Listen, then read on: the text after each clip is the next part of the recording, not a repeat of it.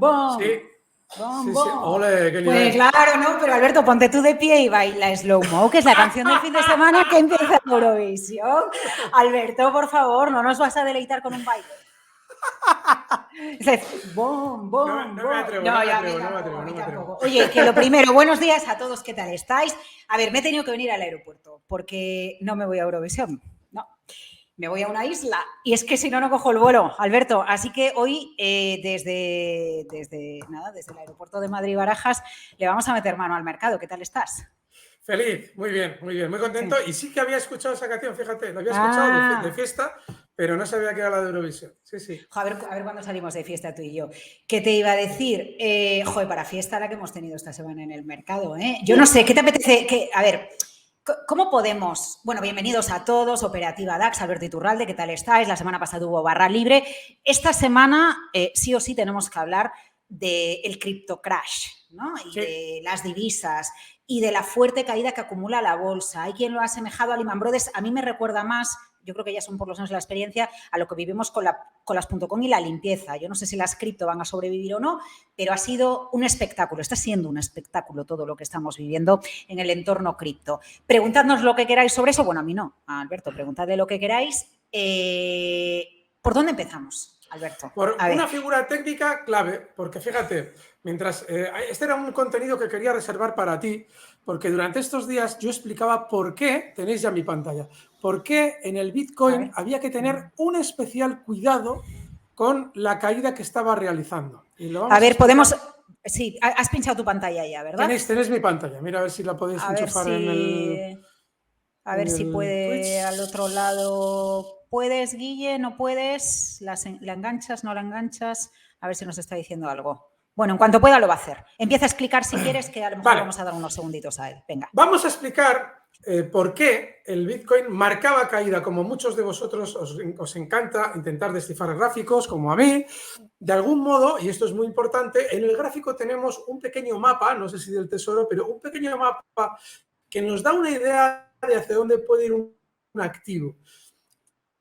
Y lo que ha sucedido en los últimos meses es muy revelador para, de algún modo, hacernos una idea de que era muy probable la caída. Era muy probable. No podemos anticipar qué va a pasar nunca en un activo, pero era muy probable. No sé si tienes ya ese gráfico por ahí. Sí, ya lo tenemos, lo estamos viendo. Le doy otra vez si queréis.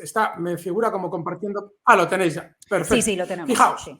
Y es la duda que tenían todos los seguidores de Bitcoin de si iba a hacer lo mismo el Bitcoin en esta ocasión, en esta caída que hemos visto durante estos días, a lo que hizo en el pasado con esa figura de vuelta que se vio durante los meses de abril de 2021. Y es que, si os fijáis, la caída se producía hasta una zona muy similar. Voy a colocar las zonas de soporte. ¿Veis? Esta zona frenaba la caída también. Y la duda que surgía es si realmente, a la hora de volver el Bitcoin a la baja. Y había un indicio que tenéis que observar porque pasa en todos los gráficos. No solamente en los criptoactivos, también en los valores de bolsa. Fijaos, cuando un valor ha realizado un descenso hasta un punto, fijaos cómo, ahora imaginaos que no conocemos lo que ha sucedido después de abril. Imaginaos que tenemos el gráfico así, no sabemos lo que ha pasado en el último año y estamos en este lugar.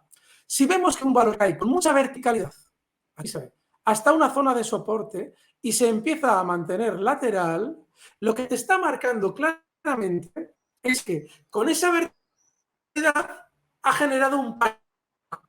Porque quienes a ver, Alberto, una cosa, te tengo... es una pérdida enorme.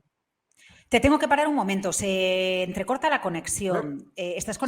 Sí, se nos corta un poquito. ¿Estás conectado por cable, por wifi? Sí, un poquito. Sí, estoy con una wifi, pero no sé si esta wifi va muy bien. Lo que voy a Lo digo por intentar, si podemos, queréis, ¿se me sigue oyendo entrecortado? A ver, ahora habla un poquito. ¿Puedo conectarme? Lo que pasa es que va a suponer un corte, me imagino. El conectarme no pasa nada porque nos ponemos voy a intentarlo, slow-mo si queréis, un poquito. en vivo. A ver, prueba y si no, Guille, si puedes tener prevenido voy a intentar slow-mo, pues lo metemos. Hacer el que yo creo. ¿Me veis? A ver. Sí, a ver, habla un poquito ahora. Bueno, a ver, 1, 2, 3, mejor. 4. Sí, mucho mejor. No sé cuál te has puesto ahora, pero no hay problema. Sí. Vale, a ver. Vale, sigo explicándolo. Estabas hablando, sí, o empieza casi un poquito para atrás porque te Vale. recortabas y para que cojamos el argumento de manera íntegra, ¿vale? La idea es entender por qué en esta ocasión no ha respetado puntualmente la zona que debería el Bitcoin. ¿Por qué ha roto y ha caído más? Porque yo en Twitter estos días avisaba, ojo que hay aquí, en esta zona, una figura de distribución. Y esto no se entendía muy bien porque este movimiento previo al recorte del Bitcoin es una figura de distribución y puede verse antes de romperse a la baja. Es decir, se puede anticipar que eso es una figura en la que están vendiendo los grandes y el título va a caer. En este caso, la cripto va a caer. ¿Y por qué en esta otra no hay una figura de venta de los grandes y sí la hay de acumulación? Y esto es clave porque lo veis en todos los gráficos todos los días. Fijaos, este efecto, cuando vosotros estéis en un activo, el que sea, siempre tened en cuenta la sensación psicológica que los movimientos producen en quienes están especulando con tal o cual activo.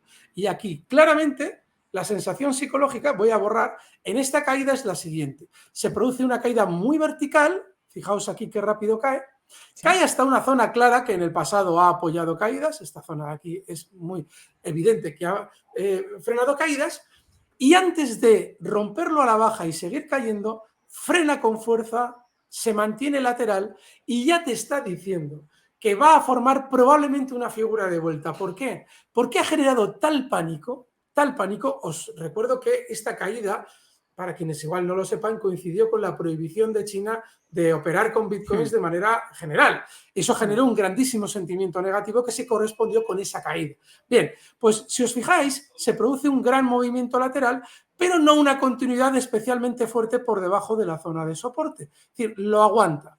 Y luego, una vez que rompe al alza ese movimiento lateral, esta zona de aquí, lo que te está diciendo es que probablemente ha acumulado el sistema financiero gran cantidad de bitcoins y los quiere vender mucho más arriba. Si os fijáis, lo rompe al alza, cuando cae se apoya en esa zona de ruptura de nuevo para volver a zona de máximos. Todo esto es técnico puro y duro y se corresponde con los mismos fenómenos que gobiernan los valores.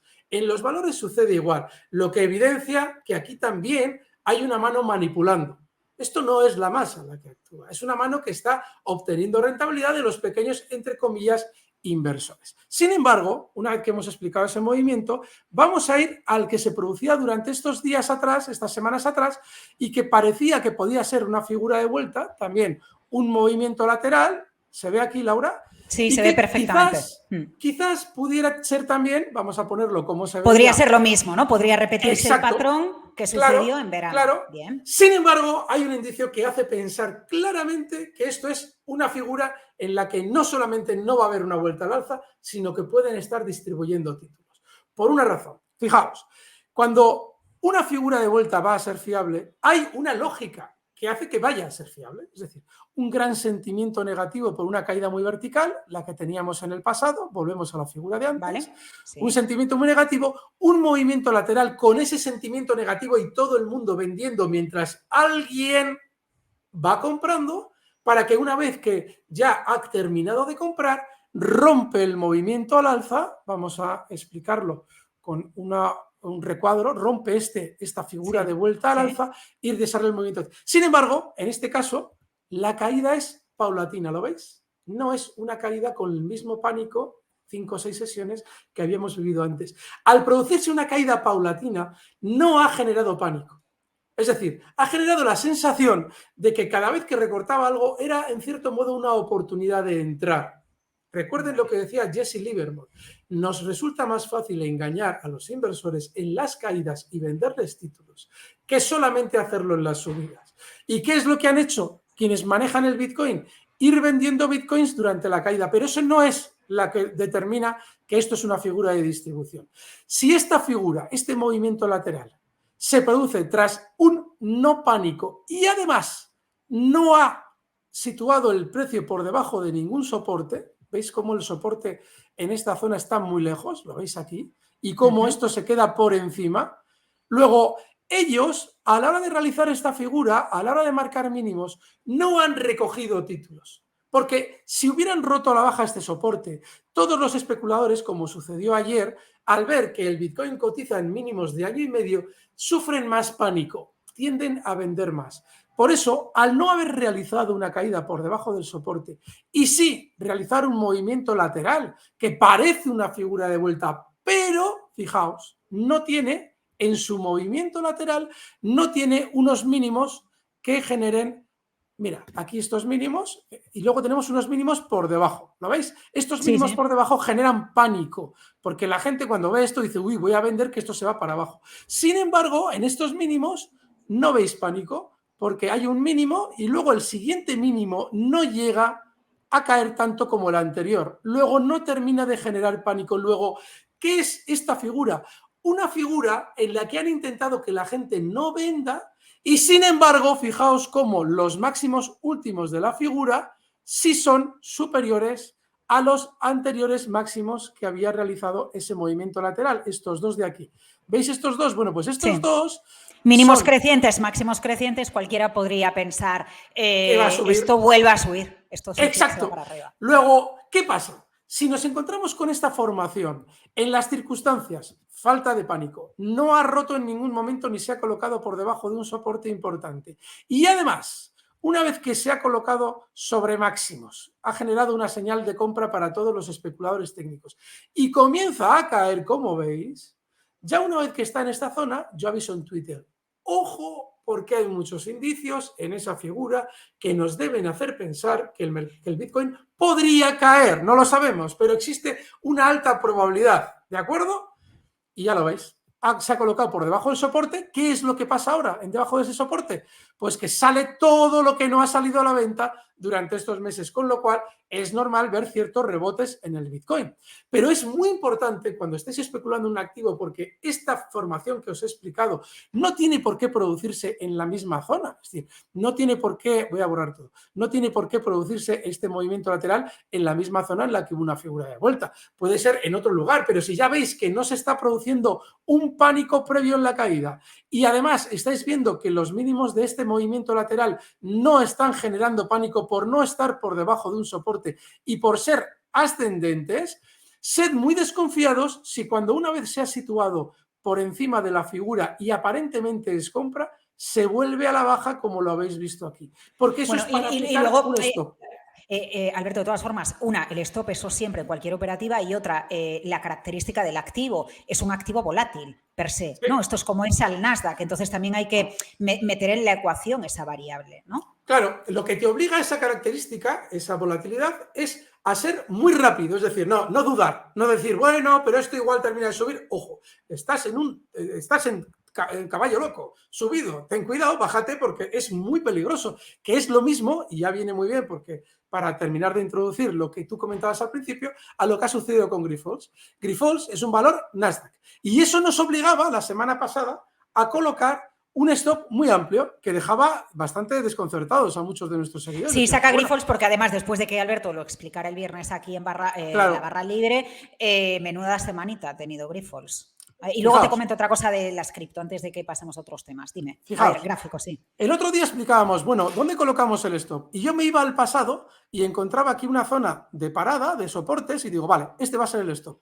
Ese stop está en 16.40, 16.50, perdón, 16.50.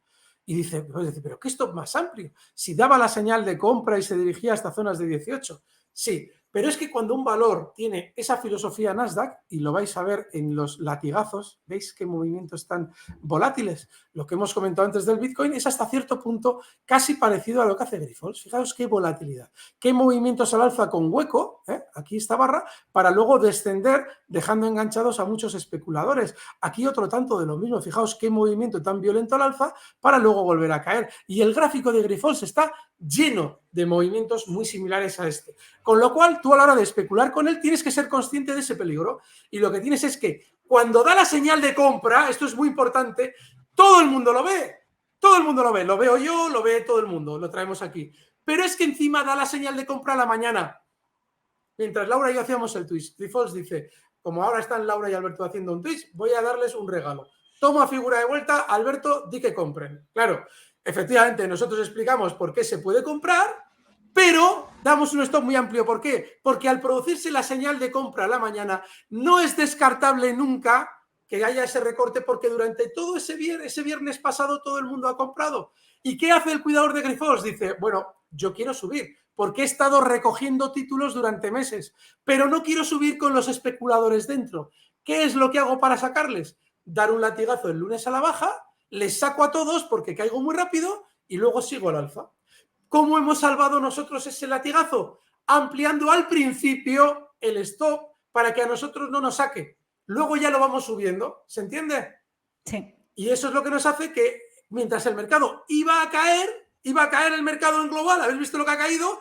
Había un valor que iba a subir y lo hemos pillado. Es decir, que en realidad el truco está en ver, en deducir por qué hay que tener precaución con algo para preparar una estrategia que nos pueda dar el beneficio. Es decir, que en realidad todo se trata de observar detalles, ser prudentes, no hacer... Pero, Alberto, en eso que dices, no, está muy bien, ¿vale? Digo, venga, yo lo aplico. Estoy en una clase contigo y cojo apuntes. Pero antes citabas a Livermore. Ojo con los sesgos, porque yo lo estoy viendo con el Bitcoin, lo estamos viendo todos con las cripto en general. Está el grupo de los que estaban deseando que cayera y está el grupo de los que dicen, no, que esto es el futuro, que van cargados hasta arriba. Recuerdo una época con el oro que fue algo similar, ¿no? Los defensores a ultranza del oro. Que otra cosa es lo que pasa a largo plazo, pero bueno, yo dentro de 10 años ni siquiera sé si voy a estar aquí. Entonces, noto esos dos grupos, ¿no? Con esto puede pasar... Con esto puede pasar lo mismo, que sí, hay que ser prudentes, hay que ver, pero al final tenemos un sesgo. Y entonces lo que estamos buscando en el mercado es que queremos ver lo que nosotros queremos que va a pasar y quitarse ese sesgo. Me da igual que sea con Grifols, que sea con una cripto o que sea con Repsol, es jodidísimo. Sí, pero fíjate, el sesgo de algún modo hablábamos de la simetría, de tener también las semanas anteriores, de tener también habilidad esa operativa en el lado corto y entender que con las caídas también se puede ganar.